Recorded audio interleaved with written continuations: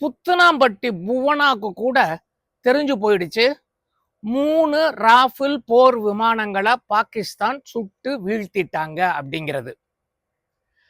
இப்ப பாகிஸ்தானோட சர்ஜிக்கல் ஸ்ட்ரைக்குங்கிறதெல்லாம் ஒத்து வராது.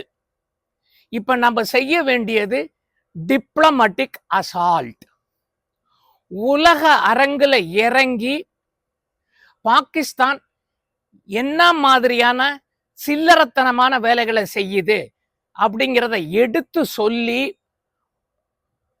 ஜியோ பாலிட்டிக்ஸ், அதாவது உலக அரசியல் அரங்கு நம்ம பக்கம் சப்போர்ட் கொடுக்கறதுக்கு கொண்டாடணும்.